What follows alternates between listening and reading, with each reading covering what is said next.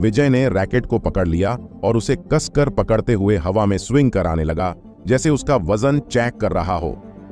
फिर उसने अपनी आंखें बंद कर लीं और तुरंत उसके दिमाग में अनगिनत छवियां चमक उठीं।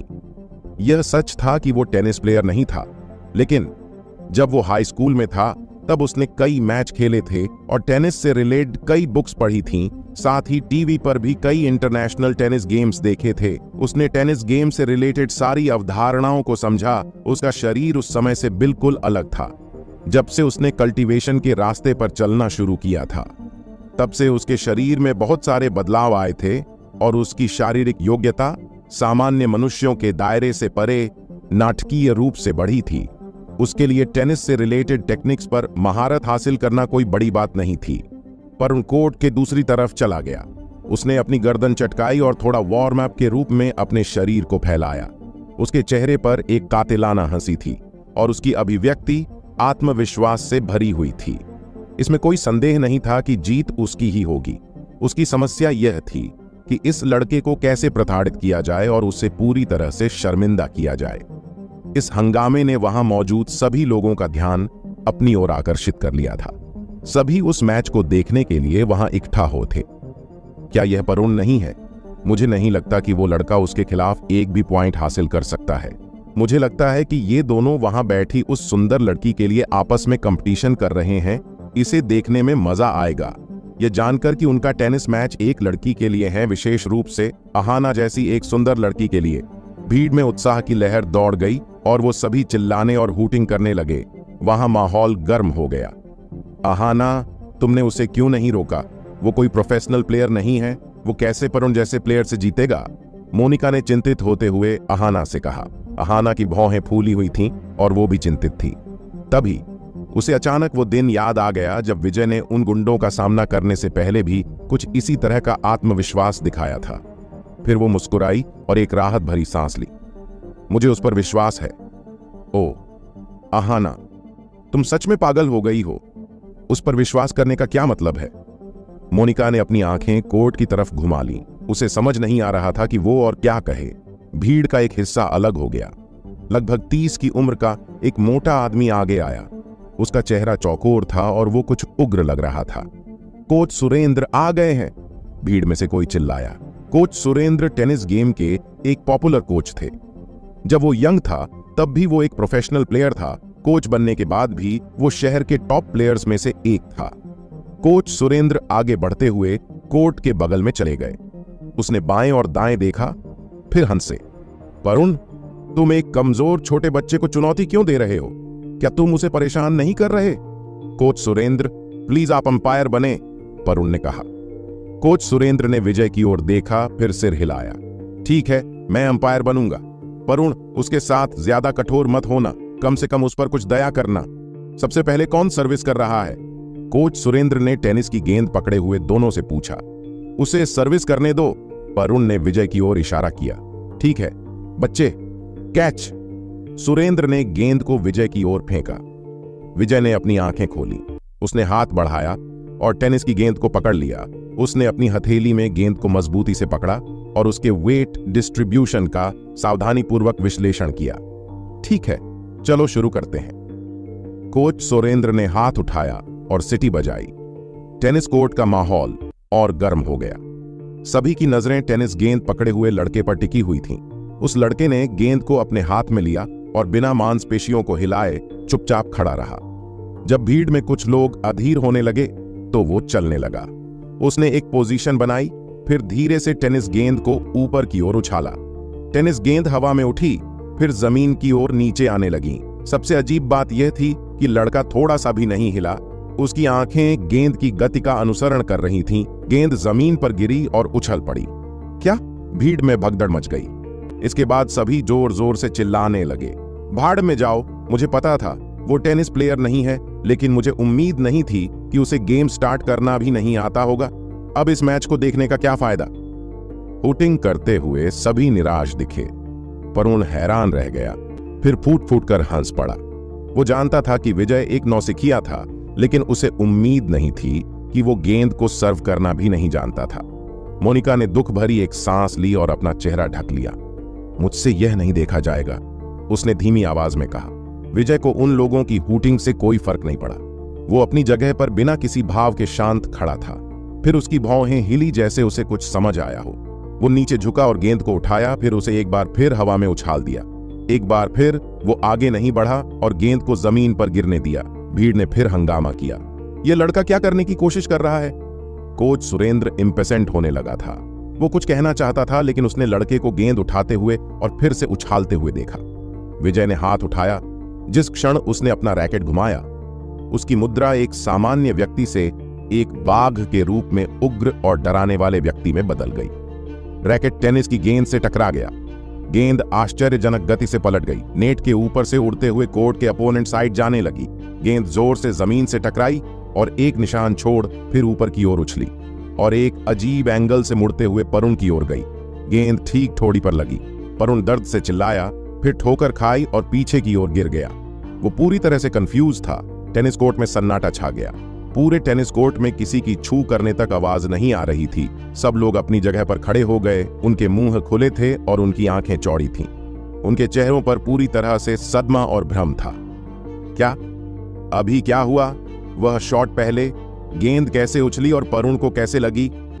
भीड़ में कई लोग आश्चर्य और उलझन में चिल्लाने लगे। अधिकतर लोग अभी भी हैरानी के चलते वहीं चुपचाप खड़े थे। उनकी आंखें आश्चर्य से फटी हुई थीं। कोच सुरेंद्र का भी कुछ ऐसा ही हाल था। उनका तो हैरानी से जबड़ा लटका हुआ था। अचानक उसे कुछ याद आया और उसका चेहरा घबराहट से सफेद पड़ गया। वह ट्विस्ट सर्विस थी। उसकी आवाज कांप रही थी। दांत आपस में टकराते हुए किटकिटा रहे थे। ट्विस्ट सर्व एक फेमस टेक्निक थी। असल में तो कई प्रोफेशनल प्लेयर भी इसे अच्छे से परफॉर्म नहीं कर पाते थे। ये कहा जा सकता है कि यह लगभग नामुमकिन जैसी थी। जिन लोगों को इस टेक्निक में महारत हासिल थी वो इंटरनेशनल टॉप प्लेयर्स थे। वर्टेक्स टेनिस कोर्ट जैसे ग्राउंड्स में इसे किसी प्लेयर के द्वारा परफॉर्म करना लगभग नामुमकिन था। यह टॉप टेक्निक उनकी आंखों के सामने किसी ने परफॉर्म की। इसके अलावा वो 17 या 18 साल का एक यंग लड़का था। कोच सुरेंद्र स्तब्ध रह गए। उन्हें यह थोड़ा हास्यास्पद भी लगा। शर्म से उसका चेहरा लाल हो गया। उसने पहले सोचा था कि यह बच्चा बिल्कुल न्यू प्लेयर है। अब जब उसने उसे सर्विस करते देखा तो उसने पाया कि वो बच्चा किसी प्रोफेशनल प्लेयर से कम नहीं था। क्या ट्विस्ट सर्व? कोच सुरेंद्र की आवाज से पूरे टेनिस कोर्ट में हंगामा मच गया। ये कैसे मुमकिन है? क्या ये छोटा लड़का न्यू प्लेयर नहीं है? वो ऐसी टॉप इंटरनेशनल टेक्निक को कैसे परफॉर्म कर सकता है? किसने कहा कि वो न्यू प्लेयर है? क्या तुम लोग अंधे हो? ऐसी टॉप टेक्निक कोई न्यू प्लेयर कैसे यूज कर सकता है? क्या इस बच्चे की उम्र कितनी है? वो इतना अच्छा प्लेयर कैसे हो सकता है? ये कोई नॉवेल थोड़ी है। टेनिस कोर्ट के बाहर माहौल बहुत ज्यादा गर्म हो गया था। राज और अन्य लोग मौके पर खड़े थे। उसका छोटा मुंह एक बड़े गोल आकार में फैला हुआ था और लंबे समय तक बंद नहीं हुआ था। ओह माय गॉड, एक ट्विस्ट सर्व! क्या सच में वो इंसान है? अहाना, तुमने मुझे पहले क्यों नहीं बताया? वो एक मंझा हुआ प्लेयर है। मोनिका ने शिकायत की। अहाना स्तब्ध थी। उसे खुद नहीं पता था कि विजय इतना अच्छा प्लेयर है। दूसरी तरफ टेनिस कोर्ट में परुण जमीन पर मुंह के बल नीचे पड़ा हुआ था। उसने अपने जबड़े को पकड़ रखा था, जबकि उसके चेहरे पर कोई भाव नहीं था। इस समय वो कुछ भी नहीं सोच पा रहा था। उसे कुछ देर पहले हुए सीन पर विश्वास नहीं हो रहा था। ट्विस्ट सर्व? नहीं, इट्स इम्पॉसिबल। वो एक न्यू प्लेयर है ना? वो ऐसी टेक्निक को कैसे जानता होगा? हाँ, यह बस एक संयोग था। उसने खुद को जमीन से उठाया। उसकी आंखें फूली हुई थीं और उसकी अभिव्यक्ति किसी जंगली जानवर जैसी आक्रामक दिख रही थी। फिर से वो चिल्लाया। उसने गेंद को उठाया और उसे नेट के पार फेंक दिया। मुझे विश्वास नहीं है कि तू इसे एक बार फिर परफॉर्म कर सकता है, वो दांतों को कटकटाते हुए नफरत भरी आवाज में बोला। विजय ने गेंद उठाई और सर्विंग पोजीशन पर खड़ा हो गया। उसने गेंद को फिर से हवा में उछाल दिया, फिर अपने रैकेट को जोरदार तरीके से घुमाया।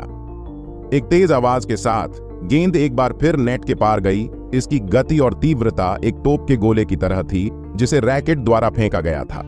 गेंद अविश्वसनीय गति से घूमती रही। वो जमीन पर एक निशान छोड़ते हुए परुण की ओर गई।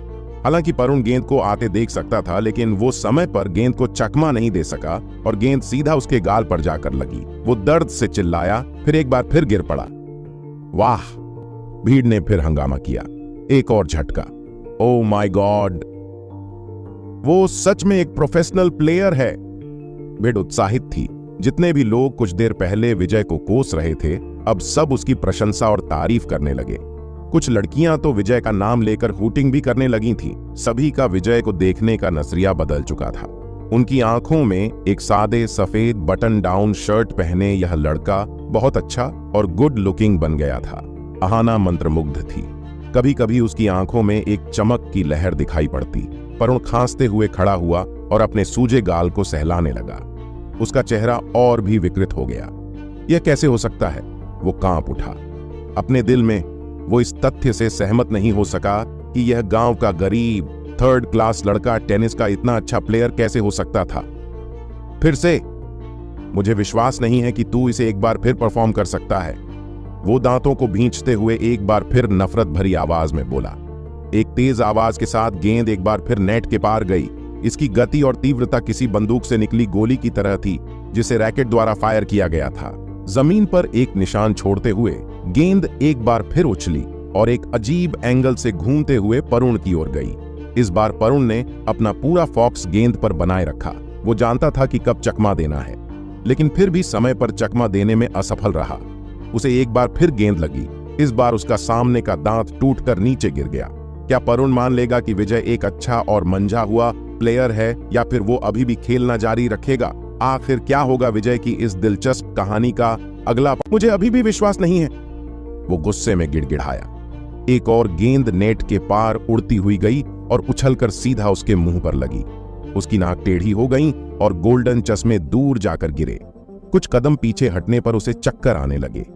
वो अपने पैरों में कमजोरी महसूस करते हुए घुटने टेक कर गिर पड़ा। उसका चेहरा चादर की तरह पीला पड़ गया था, मानो किसी ने उसके शरीर से आत्मा को बाहर निकाल लिया हो। उसका चेहरा बुरी तरह से फूला हुआ था। यह एक दयनीय दृश्य था। राज और अन्य लोग पहले से ही डर से कांप रहे थे। उनकी हर एक सांस ठंडी हवा सोख रही थी। विजय की ओर उनकी नजरें भय से भरी थीं। उनके लिए यह लड़का इंसान के रूप में एक हैवान था। उसने केवल 2-3 शॉट मारे और अपने ओपोनेंट को हराया नहीं, बल्कि बुरी तरह घायल भी कर दिया था। क्या तुझे अभी भी खेलना है? विजय ने बिना किसी भाव के ठंडे स्वर में कहा। वरुण जोर जोर से खांस रहा था। वो जमीन से उठने की कोशिश करते हुए खड़ा हुआ, लेकिन पैर लड़खड़ाने से एक बार फिर नीचे गिर गया। नहीं वरुण, अब तुम्हें और नहीं खेलना चाहिए, वरना और ज्यादा चोट लग जाएगी, कोच सुरेंद्र ने कहा। विजय ने वरुण को एक आंख मारी, फिर राज और बाकी लोगों की तरफ देखने लगा। अब तेरी बारी है, उसने एक डेविल स्माइल के साथ कहा। राज कांप उठा। उसने अपनी पैंट लगभग भिगो ली थी। नहीं विजय, मैं ठीक हूं, मुझे नहीं खेलना। मुझे तो पता था। जब मैंने तुम्हें पहली बार देखा तो मैं समझ गया था कि तुम टेनिस एक स्टार प्लेयर हो। राज की आवाज कांप रही थी। राज, तू सच में एक मर्द है ना? तूने तो पहले कहा था कि तुझे विजय के साथ खेलना है, अब क्यों नहीं खेलना चाहता? अब ये मत कहना कि तू वो हो, मोनिका ने मजाकिया अंदाज में कहा। मैं राज को ऐसा फील हो रहा था जैसे वो जल्द ही रो पड़ेगा।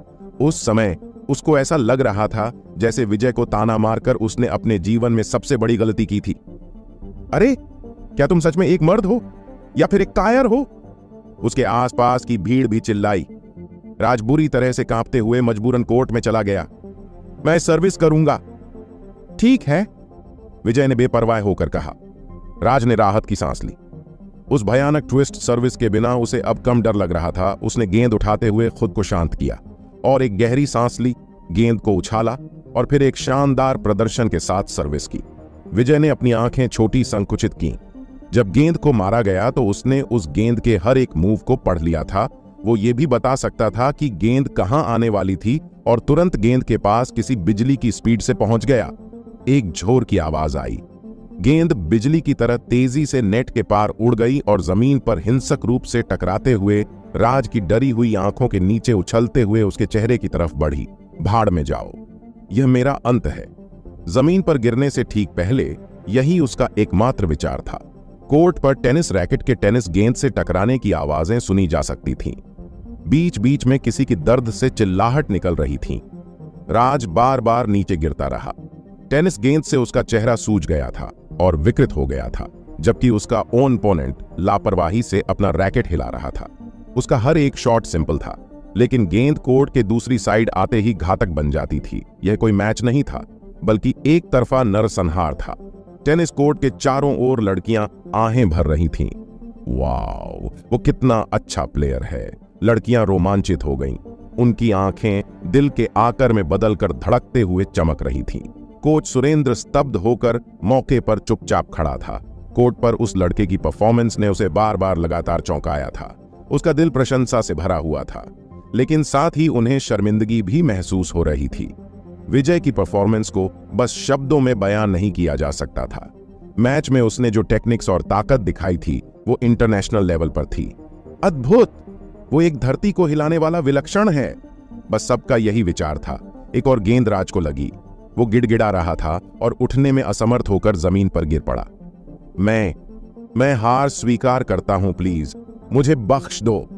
विजय के चेहरे पर कोई भाव नहीं था और ना ही वो राज की दयनीय हालत देख भावुक था। उसने दूसरे लड़के की ओर इशारा किया। अब तेरी टर्न है। जिस लड़के की ओर उसने इशारा किया, उसके तो मानो पैर लंगड़े हो गए और वो लगभग घुटनों पर गिर गया। भीड़ के भारी दबाव में उसे कोर्ट पर आने के लिए मजबूर होना पड़ा। उसका भाग्य राज के समान था। विजय ने टेनिस कोर्ट से हटने से पहले अंतिम लड़के के साथ भी वही किया जो उसने बाकी सभी के साथ किया था। तुम बहुत अच्छा खेलते हो विजय। क्या तुमने ये नहीं कहा था कि तुम केवल थोड़ा खेलना जानते हो? तुम इतने अजीब क्यों हो? मोनिका और अन्य लड़कियों ने विजय के चारों ओर भीड़ लगाते हुए कहा। अजीब? मैं सामान्य हूं, विजय ने जवाब दिया। अहाना एक टॉवल लेकर आई और उसका पसीना पूछने लगी। मैं पहले ही कह चुका हूं, मैं ठीक हूं, चिंता करने की कोई बात नहीं है, विजय ने कहा। अहाना ने उसे घूरा और कहा, तुम टेनिस में भी बहुत अच्छे हो। मुझे आश्चर्य है कि क्या कुछ ऐसा है जिसमें तुम अच्छे नहीं हो। विजय शर्मिंदा होते हुए मुस्कुराया, क्योंकि उसकी शक्तियों के हिसाब से कोई भी गेम खेलना नामुमकिन नहीं था। तुम लोग खेलो, मुझे रेस्ट करना है। विजय टेनिस कोर्ट के बगल की बेंच की ओर चला गया। तभी उसने किसी की उत्सुकता से पुकारते हुए आवाज सुनी, गुरु। विजय हैरान रह गया। उसने पीछे मुड़कर देखा तो कोच सुरेंद्र उसी को और तेजी से भागते हुए आ रहा था। जब वो उसके पास पहुंचा तो उसने घुटनों के बल बैठकर कहा। मुझे पास पहुंचा तो उसे लगा कि वह घुटनों के बल गिरने वाला है। मुझे अपने सामने घुटने टेकने दो गुरु। विजय दंग रह गया। वो सोच रहा था कि उसकी हरकतों का क्या मतलब था। प्लीज मुझे अपने शिष्य के रूप में स्वीकार करें गुरु। उसने विजय के हाथों को कसकर पकड़ लिया और उसकी आंखों में उत्सुकता से देखने लगा। सॉरी, मैं नहीं कर सकता, मैं कोई गुरु नहीं हूं, विजय ने कहा। आप वाक्य में एक सच्चे गुरु हैं, इतने विनम्र। कोच सुरेंद्र की आंखें चमक रही थीं। विजय के लिए उसकी प्रशंसा फिर से बढ़ गई। गुरु, यहां प्लीज बैठ जाएं। गुरु, क्या आप थक गए हैं? रुको, मैं आपकी मसाज कर देता हूं। गुरु, क्यों ना आप यहां की मेंबरशिप ले लो, ये आपके लिए फ्री होगी। आपका जब भी मन करे आप यहां आ सकते हैं। कोच सुरेंद्र विजय को खुश करने के लिए हर मुमकिन कोशिश कर रहा था और लगातार उसके चारों ओर चक्कर लगाता रहा। विजय को उसकी बकबक से अब सिर दर्द होने लगा था। उसने हर मुमकिन कोशिश की उससे पीछा छुड़ाने के लिए, लेकिन कुछ फायदा नहीं हुआ। कोच सुरेंद्र उसका पीछा छोड़ने का नाम ही नहीं ले रहे थे। कुछ समय बाद वरुण और उसके फ्रेंड्स अपना सूजा हुआ मुंह लेकर वहां से निकल गए। अहाना और उसकी दोनों फीमेल फ्रेंड्स थोड़ी देर तक खेलीं और दोपहर के आसपास क्लब से निकल गईं। वर्टेस टेनिस क्लब से बाहर निकलने के बाद वो सभी साथ में लंच करने गए। दोपहर में लंच करने के बाद विजय अहाना को वापस DLF लेजर पार्क ले आया। विजय, क्या तुम दोपहर में बिजी हो? अहाना ने अचानक कहा। नहीं। क्यों? फिर हम डेट पर चलें? विजय का हाथ हिल गया। उसकी 3 व्हीलर बाइक लगभग एक लैंप पोस्ट से टकराने वाली थी। विजय खानसा। मिस अहाना, आप मजाक कर रही हैं, है ना? विजय ने बौखलाते हुए कहा। मैं मजाक नहीं कर रही हूं। तुम आज के लिए मेरे बॉयफ्रेंड हो। इसके अलावा तुमने अच्छी परफॉर्मेंस दिखाई। मुझे तुम्हें कुछ गिफ्ट तो देना चाहिए ना। अब बोलो, हम जा रहे हैं या नहीं? अहाना की आंखों में एक चालाकी की चमक दिखाई दी। ओके, विजय ने तुरंत जवाब दिया। तो ठीक है, पहले मुझे घर पर ड्रॉप कर दो, मैं फ्रेश होकर कपड़े चेंज कर लेती हूं। ओके, विजय ने जवाब दिया। फिर अपनी 3 व्हीलर बाइक को फुल स्पीड में कर दिया। वापस DLF लेजर पार्क में सिक्योरिटी गार्ड की आंखें उससे टकरा गईं। नहीं, ये सच में विजय था। इस बच्चे को तो एक सोने के अंडे देने वाली मुर्गी मिल गई। इसकी तो लाइफ सेट है। अहाना को हाउस नंबर 7 पर ड्रॉप करने के बाद उसने 1 घंटे से अधिक समय तक इंतजार किया ताकि वो फिर से बाहर आ सके। अहाना ने एक फैशनेबल ड्रेस पहनी हुई थी और थोड़ा हल्का सा मेकअप भी करा हुआ था। वो इस वक्त पहले से भी ज्यादा आकर्षक लग रही थी। चलो, वो धीरे से आगे बढ़ी और 3 व्हीलर बाइक पर बैठ गई। विजय ने बाइक स्टार्ट की और लेजर पार्क के एंट्री गेट से बाहर निकल गए। सिक्योरिटी गार्ड्स ने उसे एक बार फिर से जाते हुए देखा। आह, पता नहीं मेरी जिंदगी में कब ऐसी खूबसूरत सोने की चिड़ियां आवेगी, एक यंग सिक्योरिटी गार्ड ने गहरी सांस लेते हुए कहा। उसे विजय की किस्मत से थोड़ी जलन भी महसूस हुई। सपनों में, अबे झंडू, तू पहली अपनी शक्ल शीशे में क्यों नहीं देखता? एक बुजुर्ग सिक्योरिटी गार्ड ने उसका मजाक उड़ाया। अरे अंकल जी, अब मैं कोई ख्वाब भी नहीं देख सकूं हूं के? यंग सिक्योरिटी गार्ड ने मुंह बनाते हुए कहा। डीएलएफ लेजर पार्क छोड़ने के बाद वो दोनों एक थीम पार्क गए। उन दोनों ने पूरी दोपहर थीम पार्क में बिताई, वहां के सभी नजारों का आनंद लिया। विजय के लिए, जहां तक उसे याद था, ये उसके जीवन का सबसे खुशी का दिन था। वो बचपन से ही गरीब था। उसकी मां तब उसे छोड़कर चली गई थी जब वो बहुत छोटे था और उसके पिता ने उसका पालन पोषण करने के लिए संघर्ष किया था। वो भी ज्यादा काम करने के कारण चल बसे। ये कहा जा सकता है कि उसका बचपन बिल्कुल भी सुखद नहीं था, इसलिए उसने इन खुशी के पलों को अच्छे से संजोया और खूब एंजॉय किया। थीम पार्क से निकलने के बाद उन्होंने रात का खाना खाया और एक मूवी देखी। विजय ने अहाना को रात के लगभग 8 बजे घर छोड़ दिया। विजय, मैं आज बहुत खुश हूं। अहाना एक स्ट्रीट लाइट के नीचे खड़ी थी। गर्म रोशनी में उसका मंत्रमुग्ध कर देने वाला चेहरा किसी सपने के दृश्य जैसा था। उसकी लाल फीनिक्स आंखें झरनों के पानी के तालाबों की तरह थीं, शांत, कोमल, आमंत्रित, आकर्षक। विजय की ओर देखते हुए उसने पलकें झपकाई। उसकी नजरों में एक तरह की कमजोरी थी। जब दोनों की आंखें मिलीं तो विजय घबरा गया। तभी अचानक अहाना खिलखिलाकर हंस पड़ी। उसने सिर हिलाया, आगे झुक गई और उसके गाल पर किस कर लिया। आज के लिए थैंक्स विजय। उसका सुंदर चेहरा लाल हो गया। वो अपने घर में वापस भागते हुए चली गई, जैसे कि वो किसी चीज से भाग रही थी। विजय वहां स्तब्ध होकर खड़ा था। उसने अपने गाल को छुआ और कहा, अरे यार, मुझे उसकी पीठ को चूमना चाहिए था। वो खुद पर हंसते हुए 3 व्हीलर बाइक स्टार्ट कर वहां से नगीना गांव की ओर निकल गया। इस समय हाउस नंबर 7 से बहुत दूर एक काली कार खड़ी थी। राघव बत्रा अपने हाथों में दूरबीन की एक जोड़ी लेकर कार में बैठा था। उसके चेहरे पर गुस्सा और नफरत झलक रही थी। आखिर क्या करेगा राघव बत्रा विजय और अहाना से अपना बदला लेने के लिए? आखिर टीचर अभी भी उसके साथ है। इस भिखारी को जल्द ठिकाने लगाना होगा। अगर तुझे तड़पा तड़पा कर नहीं मारा तो मैं भी राघव बत्रा नहीं। राघव ने अपने दांत भींचते हुए गुस्से भरी आवाज में कहा। गुस्से में आकर उसने दूरबीन को जमीन पर फेंक दिया। जमीन पर लगते ही उसके टुकड़े टुकड़े हो गए। अरे बॉस, आप नक को टेंशन लो, मेरी उस आदमी से बात हो चुकी है। वो इस चिकने का जल्दी इलाज कर देगा। ये लौंडा ज्यादा दिन का मेहमान नहीं है। ड्राइवर उसे बताने के लिए पीछे मुड़ गया। ठीक है। राघव शांत हो गया और अपने कपड़े सीधे किए। लड़के, तुझे इस राघव बत्रा का रास्ता काटने पर बहुत पछतावा होगा। ये कहते कहते उसका चेहरा बदहवास हो गया। अगली सुबह झमाझम बारिश हो रही थी। विजय अपने शरीर में आध्यात्मिक तरल को अवशोषित करते हुए अपने बिस्तर पर पैर मोड़कर बैठा था। उस रात उसे फिर नींद नहीं आई।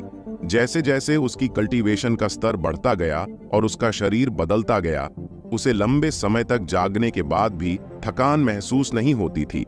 उसके सोने के समय को पेंडेंट द्वारा दिए गए चक्र ध्यान की सीमाओं को पार करने और डिवाइन बुक का अध्ययन करने के बाद कम कर दिया गया था, जिसमें मेडिकल स्किल्स, तालिस्मान शक्तियां और जादू टोना शामिल थे। तालिस्मान और जादू टोना करने की तकनीकों के लिए आवश्यक था कि कोई व्यक्ति मणिपुर चक्र के मध्य में हो। विजय की कल्टीवेशन का स्तर वर्तमान में पर्याप्त नहीं था। वो पहले तकनीकों को अच्छे से सीखना चाहता था ताकि वो भविष्य में आसानी से उनमें महारत हासिल कर सकें। विशेष रूप से ताबीज बनाना, जिसके लिए तालिस्मान शक्तियों में महारत हासिल करने की जरूरत पड़ती थी। कुछ देर बाद उसने अपनी आंखें खोलीं। उसने आध्यात्मिक तरल के एक और हिस्से को अवशोषित कर लिया था और अपने शरीर में ऊर्जा की मात्रा बढ़ा दी थी। मुझे आज औषधीय जड़ी बूटियों के बाजार में जाना पड़ेगा। अपनी कम होती जड़ी बूटियों की संख्या को देखते हुए उसने सोचा। उसके जॉब छोड़ने के 3 दिन पलक झपकते ही बीत गए थे। उसने पिछले 3 दिन घर पर बिताए थे। केवल एक रात पहले मिस्टर मोहन और मिस आहाना को दवा देने के लिए बाहर गया था। आज उसे कुछ औषधीय जड़ी बूटियां खरीदने के लिए बाहर जाना था। विजय को अभी विला में शिफ्ट होने की कोई जल्दी नहीं थी। विला की सारी तैयारी पूरी हो चुकी थी और वो कभी भी वहां शिफ्ट हो सकता था। वो 3 व्हीलर बाइक से शहर में आया और सीधे औषधीय जड़ी बूटियों के बाजार में चला गया। औषधीय जड़ी बूटियों के बाजार में कुछ चक्कर लगाने के बाद उसने वजन घटाने वाली औषधि, कामोत्तेजक औषधि, ब्यूटी क्रीम और स्वास्थ्य देखभाल औषधि के लिए जड़ी बूटियां प्राप्त कर ली थी। उसने हर औषधि के लिए जड़ी बूटियों की कई जोड़ियां खरीदी थीं, विशेष रूप से कामोद्दीपक औषधि और ब्यूटी क्रीम के लिए। इन दोनों औषधियों की मांग बहुत अधिक थी। कामोद्दीपक औषधि बहुत आकर्षक थी, जो प्रति बोतल 20,000 रुपए पर बिकती थी। इसके बाद उसने औषधीय जड़ी बूटियों का बाजार छोड़ दिया। अभी वो बाजार से ज्यादा दूर तक नहीं निकला था जब उसने पुलिस की 2 गाड़ियों को सामने से अपनी दिशा में आते हुए देखा। विजय ने एक नजर उन्हें देखा और फिर मुड़कर कहीं और देखने लगा। पुलिस वालों पर उसका अच्छा प्रभाव नहीं था। उन्होंने उसे पहले सपा में फंसाया था, फिर अगली बार उस पर गलत आरोप लगाया गया। वो शांत भाव से बाइक चलाता रहा। जल्द ही उसे एहसास हुआ कि कुछ गड़बड़ है। पुलिस की दोनों गाड़ियों ने अचानक दिशा बदल दी और उसकी ओर बढ़ने लगे। उन्होंने उसके सामने ब्रेक लगाया और उसका रास्ता रोक दिया। पुलिस की गाड़ियों के दरवाजे खुले और कुछ पुलिस ऑफिसर उनसे निकले। पुलिस ऑफिसर में से एक फीमेल ऑफिसर थी। उसका चेहरा पूरी तरह से एक गुलाब की पंखुड़ी की तरह था। उसके फीचर्स किसी टीवी एक्ट्रेस से कम नहीं थे। उसका शरीर लंबा और पतला था और फिगर एकदम वेल मेंटेन्ड था। विजय उसे देखकर हैरान रह गया। क्या ये तो वही सपा वाली सुंदर ऑफिसर हैं? तभी विजय की नजर उसकी ड्रेस पर लगी नेम प्लेट पर गई। अच्छा, तो इसका नाम प्रिया शर्मा है। इसके तुरंत बाद उसके हाव भाव बदल गए। रुको, कुछ ठीक नहीं है। ऐसा क्यों लग रहा है जैसे ये लोग मुझे गिरफ्तार करने आ रहे हैं? लेकिन मैंने क्या किया? विजय हैरान था। हे, ये क्या हो रहा है? वो चिल्लाया। ओ छोरे, तने तो ये भी नहीं पता कि हो रहा से? क्या तू जानता नहीं कि तने के कराए? एक अधेड़ उम्र के पुलिस ऑफिसर ने हंसते हुए मजाकिया ढंग में कहा। रे छोरे, तू इतना डंगर भी नहीं हुआ कि तेरे दिमाग में बात घुस जावे। सभी पुलिस ऑफिसर उसे घूर रहे थे, लेकिन प्रिया की अभिव्यक्ति थोड़ी निराशाजनक लग रही थी। कमिश्नर सर, कोई गलती नहीं है, ये वही है। हमने उसे पिछली बार भी एक वेश्यावृत्ति गिरोह की कार्रवाई के दौरान एक सपा में पकड़ा था। उस समय उसकी किस्मत अच्छी थी कि उसे स्कॉट फ्री होने का मौका मिल गया, लेकिन मुझे उम्मीद नहीं थी कि वो एक बलात्कारी भी होगा। मने तो पहले ही पता था ये छोरा ठीक ना से। इसकी तो शक्ल पे ही बलात्कारी छपा है। विजय की ओर देखते हुए उस पुलिस ऑफिसर का चेहरा बर्फ की तरह ठंडा हो गया था। छोरे, तेरा तो पिछला रिकॉर्ड भी खराब से, तू तो लंबे टाइम के लिए अंदर जावेगा। विजय ये सब सुनकर पूरी तरह से दंग था। बलात्कार? क्या हो रहा है? मैंने ऐसा काम कब किया? यह असंभव है। नहीं तो मुझे फिर से फंसाया जा रहा है? ऑफिसर्स, रुकिए, आप लोगों से कोई गलती हुई है लगता है। आप लोगों ने मुझे गलत समझ लिया है, उसने जल्दबाजी में कहा। ओह, ये छोरा तो हमने ही गलत समझ रहा से। अधेड़ उम्र के पुलिस ऑफिसर ने मुस्कुराते हुए अपने आसपास के पुलिस वालों को देखा, फिर उन्हें ऑर्डर दिया, जाओ और पकड़कर इसे पटको गाड़ी में। 2 पुलिस वाले आगे बढ़े और उसे घुटनों के बल नीचे गिरा दिया। विजय को अचानक गुस्सा आ गया। जब वो निर्दोष था तो यह लोग उसे बलात्कारी कैसे कह सकते थे? और ऐसा नहीं लग रहा था जैसे वो लोग उसकी एक भी सुनेंगे। एकमात्र संभावना बची थी कि उसे फिर से फंसाया गया था। उस समय वो सोच भी नहीं पा रहा था कि यह किसने किया होगा। तनवीर? नहीं, उसके पास इतनी शक्ति नहीं है जो मुझे बलात्कार के अपराध में फंसा सके। तो अगर ये तनवीर नहीं है तो और कौन हो सकता है? विजय को समझ नहीं आ रहा था कि उसे किसने फंसाया है। दोनों पुलिस वाले उसके साथ बुरी तरह से पेश आए। उन्होंने उसकी बाहों को उसकी पीठ के पीछे मोड़ दिया और उसे पुलिस कार के हुड पर पिन कर दिया। विजय का खून खोल उठा। अगर वो चाहता तो इन दोनों पुलिस वालों को एक ही मुक्के से दूर फेंक सकता था, लेकिन उसने कुछ सोचने के बाद ऐसा नहीं किया। वो निर्दोष था और इसलिए उसे डरने की कोई जरूरत नहीं थी। वो नहीं चाहता था कि उसे पुलिस पर हमला करने के एक और अपराध में फंसाया जाए। वो हथकड़ी की ठंडक को महसूस कर सकता था जब वो उसकी कलाई के चारों ओर घूम रही थी। ऑफिसर्स, मैं वास्तव में निर्दोष हूं। मूर्ख, क्या तूने हमें पागल समझा है? हर अपराधी पकड़े जाने पर यही कहता है काफी बात हो गई, चलो अब चुपचाप अंदर बैठो। दोनों पुलिस वालों ने विजय को कार में धकेल दिया। फिर कारें चली गईं। 20 मिनट से भी कम समय में विजय ने खुद को एक बार फिर इंटेरोगेशन रूम में पाया। उसके सामने 2 पुलिस ऑफिसर बैठे थे। उनमें से एक कमिश्नर था। प्रिया और एक पुलिस कांस्टेबल रूम के किनारे पर खड़े थे। छोरे, मैं एक बार तेरे से पूछूंगा, कल रात 8 बजे तू कहां था?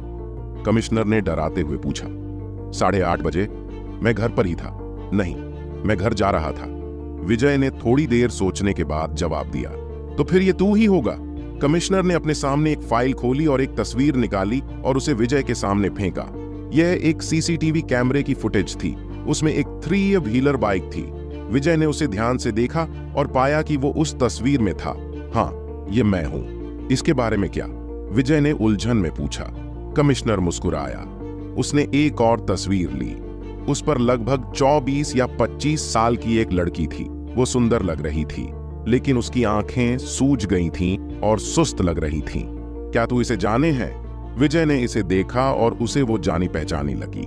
हाँ, मैंने इसे कल रात देखा था। वो नशे में थी और मैंने उसे उठने में मदद की। हाँ, तो तने मान ही लिया कि ये तू ही था? कमिश्नर हंसा। मैंने क्या मान लिया? अपराध जाहिर है उसी का तो तूने बलात्कार किया था और अब तो तूने इसे मान भी लिया। तूने सोचा होगा कि सुनसान सड़क पे आखिर कौन ही तने देखेगा, इसलिए उस छोरी को बहला फुसलाकर गली में ले गया और वहां तूने इस घिनौने अपराध को अंजाम दिया। कमिश्नर गुस्से में बोला। हमें उसके शरीर पर बाल और उसके नाखूनों में खाल मिली है। हमें बस उनका मिलान तुम्हारे डीएनए से करना होगा और हमें पता चल जाएगा कि क्या तुमने ऐसा किया है या नहीं, एक कोने में खड़ी प्रिया ने कहा। अचानक कमिश्नर ने मेज को धक्का दिया और खड़ा हो गया। किसी शिकारी बाघ की तरह खा जाने वाली नजरों से उसने विजय को देखा। एक अनुभवी पुलिस कमिश्नर की तरह उसने विजय को धमकी देकर डराने की कोशिश की। किसी भी सामान्य अपराधी को इस तरह से डराया धमकाया जाता था, लेकिन विजय कोई आम आदमी नहीं था। इसके अलावा वो निर्दोष था। उसकी डरावनी आंखों का उस पर कोई प्रभाव नहीं पड़ा। ऑफिसर, मैंने ऐसा नहीं किया। प्लीज निर्दोष लोगों की जगह असली अपराधी को पकड़े। निर्दोष लोग? क्या तू निर्दोष है? अब ज्यादा बहस करने की कोई जरूरत ना से।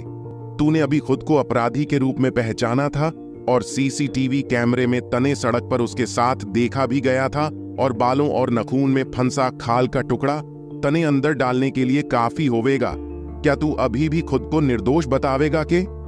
कमिश्नर ने फिर से मेज को धक्का दिया और तेज आवाज में चिल्लाया। विजय की भौहें सिकुड़ गईं और पूरा यकीन हो गया कि उसे फंसाया जा रहा है। प्रस्तुत किए गए सबूतों को देखते हुए शक की सभी सुइयां उसी की ओर घूम रही थीं। स्थिति अच्छी नहीं लग रही। हो सकता है कि मुझे दोषी पाया जाए, उसने सोचा। हाँ छोरे, क्या तू मानता है कि तने ही अपराध क्या से? अगर तू अपराध कबूल करता है तो तू 3rd डिग्री टॉर्चर से बच जावेगा। बस कुछ साल की सजा काट के तू छूट भी जावेगा। अगर नहीं तो तने भी पता से कि 3rd डिग्री टॉर्चर क्या हो से, कमिश्नर ने सख्ती से कहा। सर, आप सब गलत समझ रहे हैं। यहां तक कि एक मूर्ख भी बता सकता है कि मैंने कुछ नहीं किया। मैं भला क्यों जुर्म कबूल करूंगा? विजय ने एक मुस्कान के साथ बात की। उसे इतनी आसानी से नहीं डराया जा सकता था। तू? कमिश्नर भड़क गया। मैंने ऐसा नहीं किया। पिछली रात मैंने उसे जमीन पर गिरते देखा, इसलिए मैंने उसे खड़े होने में मदद की। पिछली रात वो नशे में थी और मुझे पकड़कर खड़े होने की कोशिश कर रही थी। शायद उसी समय मेरे बाल और खाल का टुकड़ा उसके शरीर पर रह गया होगा। छोरे, तू तो अभी भी बहाना लगाने की कोशिश कर रहा से। अगर वो तू नहीं था तो उस छोरी ने क्यों कहा कि वो तू था? उसके पास का पूर्व रिकॉर्ड भी है। वो तू नहीं तो और कौन हो सकता है? कमिश्नर ने मेज में जोर से थप्पड़ मारते हुए कहा। क्या विजय इस झूठे बलात्कार के जुर्म से खुद को बचा पाएगा? आखिर कौन उसे फंसाने की कोशिश कर रहा था? आखिर क्या होगा? विजय की इस दिलचस्प कहानी का अगला पड़ाव जानने के लिए बने क्या पता, हो सकता है वो लड़की मुझ पर झूठा आरोप लगा रही हो। यदि ऐसा नहीं है तो शायद उसने मुझे कोई और समझ लिया होगा। वैसे भी वो नशे में धुत थी। जहां तक मी की बात है, मैंने ऐसा कुछ नहीं किया, विजय ने बिना किसी भाव के कहा। वाह छोरे, तू कमाल करे से। एक छोरी जिसका रेप हुआ से वो तेरे पे झूठा इल्जाम लगावेगी। कमिश्नर ने गुस्से में टेबल पर जोर से थप्पड़ मारा। यहां के कोई कॉमेडी सर्कस चल रहा से जो हम तेरे से मजाक करेंगे। आह छोरे, मैंने जितना सोचा तू तो उससे भी घना बेशर्म निकला। चल और बता। तने के कहना से मैं भी तो देखूं तू और के झूठ बोलेगा। मैं अपने वकील को बुला सकता हूं, है ना? अगर नहीं तो कम से कम एक फोन कॉल कर सकता हूं, विजय ने कहा। किसने फोन लगावेगा? कमिश्नर ने ठंडे स्वर में पूछा। एक दोस्त? वीरेन, इस छोरे का फोन लेके आना, कमिश्नर ने अपने बगल वाले एक पुलिस वाले से कहा। वो पुलिस वाला तुरंत उठकर चला गया। थोड़ी देर में विजय का फोन लेकर लौट आया। धन्यवाद। विजय ने अपना फोन ऑन करा और प्रभास का नंबर डायल किया। हे विजय, क्या बात है? फोन के दूसरे छोर से प्रभास की आवाज सुनाई दी। बिग ब्रो प्रभास, मैं पुलिस स्टेशन में हूं। क्या? प्रभास अपनी सीट से कूद पड़ा। क्यों, क्या हुआ? इनका कहना है कि मैंने किसी के साथ बलात्कार किया है। बलात्कार? ये कोई मजाक है? उन्हें कुछ गलत फहमी हुई होगी। विजय, चिंता मत करो, मैं कुछ सोचता हूं।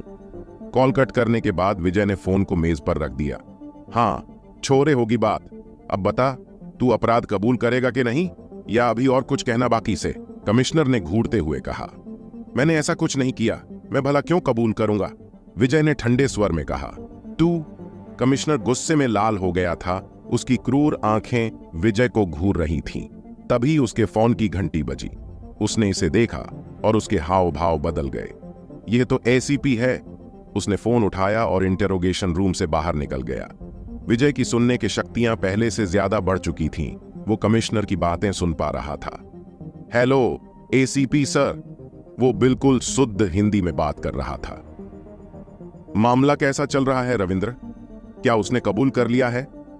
कॉल के दूसरे छोर से आवाज नीची और कर्कश थी। उसने नहीं किया। वो एक जिद्दी लड़का है। चाहे मैं कोई भी पैंतरा आजमा रहा हूं, वो कबूल नहीं कर रहा है। मुझे लगता है कि मुझे उसे थोड़ा ज्यादा परेशान करना पड़ेगा, नहीं तो हम सारा दिन यहां बैठे रहेंगे। मुझे नहीं पता तुम क्या करोगे, लेकिन तुम्हारे लिए बेहतर होगा कि जल्द से जल्द उससे कबूल कराओ। और हां, चिंता मत करना, तुम्हें भी इनाम मिलेगा। बॉस राघव ने कहा है कि वो हमें 50 लाख रुपए जल्द से जल्द भिजवा देंगे। जब मामला सुलझ जाए तो तुम्हें तुम्हारा हिस्सा मिल जाएगा। हाँ सर, आप चिंता मत करो, ये पहली बार नहीं है जब मैं ऐसा कर रहा हूं। वो सिर्फ एक गांव का गरीब लड़का है। कमिश्नर रविंद्र ने अपनी आवाज धीमी करते हुए कहा। तो ठीक है, मैं इस काम को तुम्हारे ऊपर भरोसा कर छोड़ रहा हूं। ये जल्द से जल्द पूरा होना चाहिए। हाँ ओके सर। रविंद्र ने कॉल कट की और वापस इंटरोगेशन रूम में आ गया। एसीपी सर ने क्या कहा रविंद्र सर? एक पुलिस वाले ने पूछा। उनका कहना से कि वो इस मामले को लेकर बहुत चिंता में से हमें जल्द से जल्द इस छोरे की पूछताछ खत्म करनी पड़ेगी, कमिश्नर ने कर्कश आवाज में जवाब दिया। फिर वो अपनी सीट पर वापस आ गया। छोरे, मैं तेरे से आखिरी बार पूछूंगा, तू अपना जुर्म कबूल करेगा कि नहीं? विजय की ओर देखते हुए उसने सवाल किया। विजय ने कोई जवाब नहीं दिया।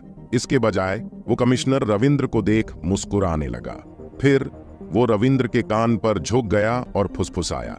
कमिश्नर साहब, रिश्वत लेना पाप है। मैंने आपकी सारी बातें सुनी। रविंद्र की अभिव्यक्ति बदल गई। वो अपनी सीट से उठ खड़ा हुआ। उसका भाव डरावना था और उसकी दोनों आंखें विजय पर टिकी हुई थीं, जैसे कि उसके माथे पर सींग उग आया हो। उसकी भावनाएं उथल पुथल में थीं और उसकी पीठ पहले से ही ठंडे पसीने से भीगी हुई थी। ऐसा नहीं हो सकता। ये इंटेरोगेशन रूम साउंड प्रूफ है और मैंने तो बहुत धीमी आवाज में बात की थी। फिर इसने कैसे मेरी बात सुन ली? नहीं, ये छोरा मुझे पागल बना रहा है। लेकिन ये मुझे पागल क्यों बनाएगा जब तक वो सच में कुछ नहीं जानता? क्या हुआ सर? एक पुलिस वाले ने उसके बदले हुए भाव को देखा और चिंता से पूछा।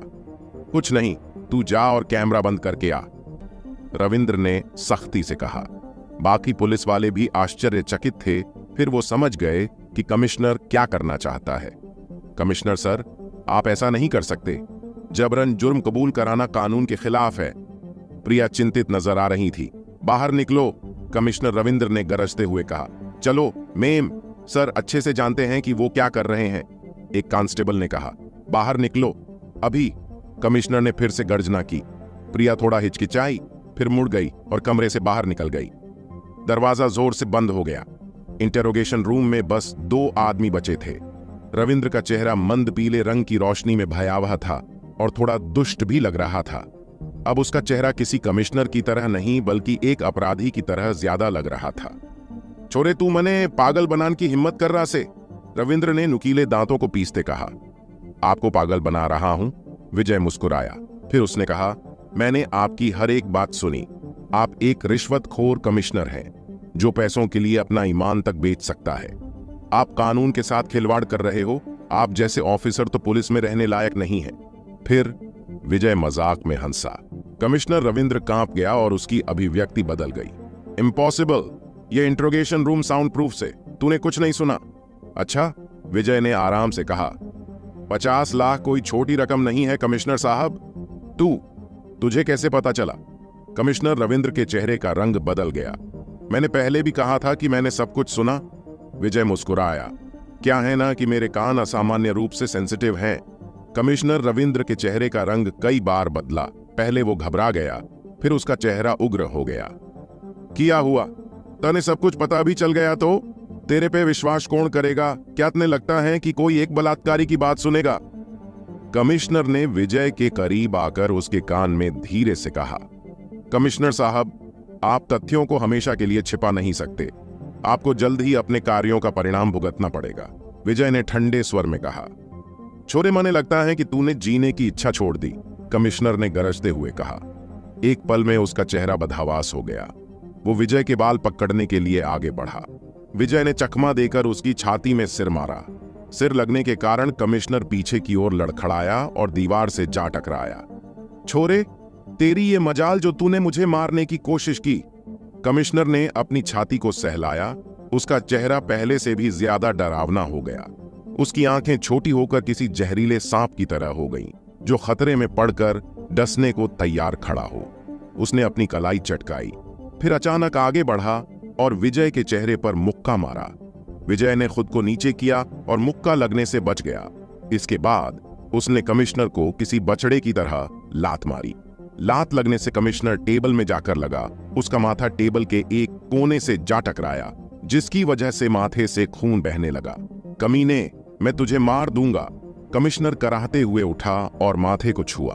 अपने हाथ पर खून लगा देख वो पागलपन की कगार पर था। वो जोर जोर से चिल्लाया और उसका शरीर कांप उठा। इसके बाद उसने खुद को शांत किया। फिर वो विजय के करीब आकर कुर्सी पर बैठ गया।